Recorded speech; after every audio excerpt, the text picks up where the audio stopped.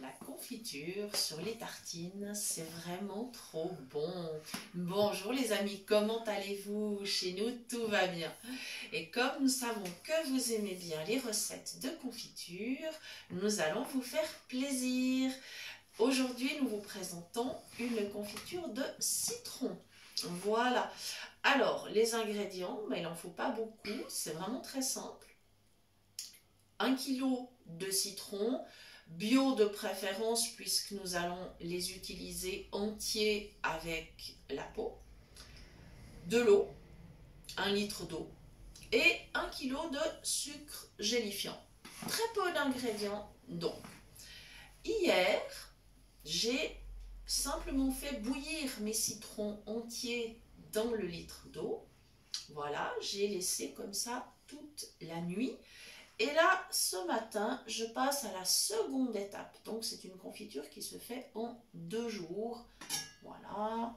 Donc, je peux ouvrir le couvercle de ma casserole et je peux commencer, voilà, à découper mes citrons. Donc, ils sont bien cuits. Je les ai cuits environ 20-25 minutes. Voilà, donc ils sont cuits.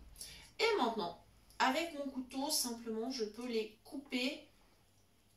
Voilà, parce que pour faire la confiture, il vaut mieux après qu'ils ne soient pas entiers. Par contre, pour la première étape de cuisson, oui, c'est important qu'ils soient entiers. Hein, voilà. Donc, c'est une confiture qui aura plutôt, on va dire, même une texture de gelée. Et vous avez 2 options. Soit vous utilisez le sucre gélifiant, soit du simple sucre. Et à ce moment-là, pour ce kilo de fruits, vous ajouterez 2 sachets d'agar-agar. Voilà, tout simplement. Donc, vous avez les 2 options. Voilà. Et là, je suis en train de couper mes citrons. C'est très bien, ils sont bien cuits. Voilà, c'est super. Comme ça, après, on pourra passer à l'étape suivante sans aucun souci. Donc, le kilo de citron, ça représente environ 7 pièces, plus ou moins.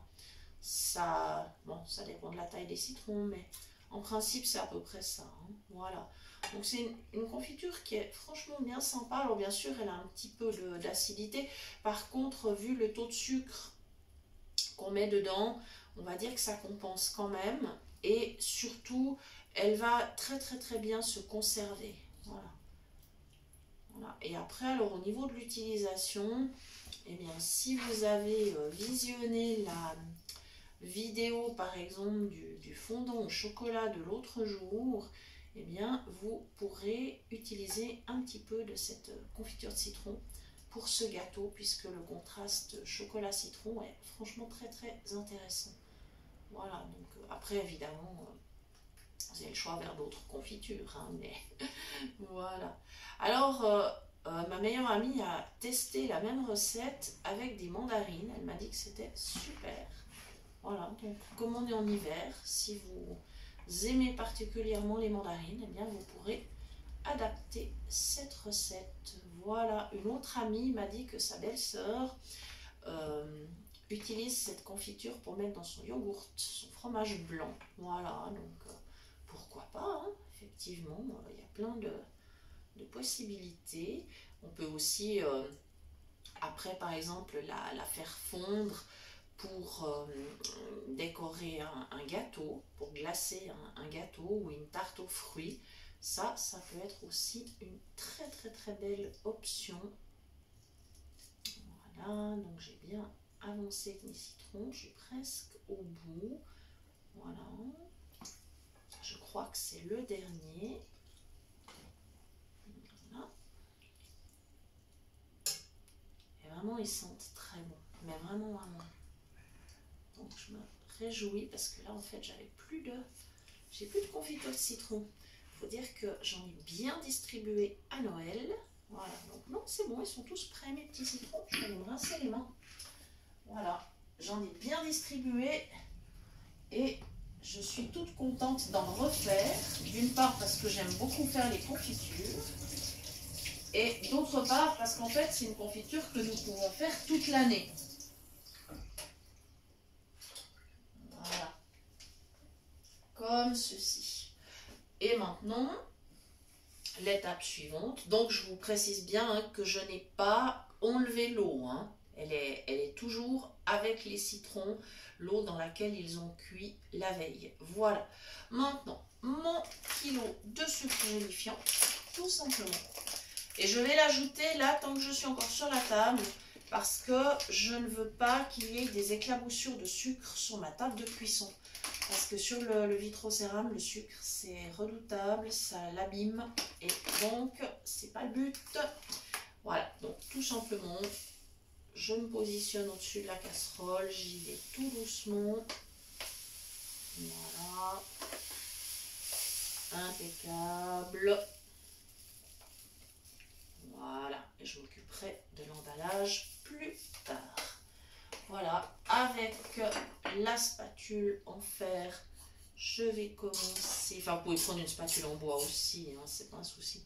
Je vais déjà commencer à brasser un petit peu avant de me déplacer vers la cuisinière. Et là, nous allons faire une mini pause le temps que mon mari se déplace parce qu'il souhaite filmer depuis un autre angle quand je travaille sur la cuisinière. Donc on se retrouve d'ici un tout petit instant pour la suite des astuces. Nous revoilà.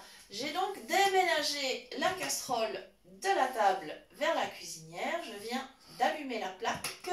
J'ai préparé une assiette à côté pour pouvoir poser ma spatule parce que comme la confiture ça colle, j'ai pas du tout envie de salir mon plan de travail. C'est beaucoup plus facile après de nettoyer une assiette. Voilà.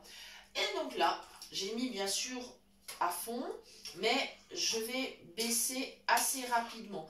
Alors, si c'est la première fois que vous suivez une recette de confiture sur notre chaîne, je vous rappelle les différentes astuces.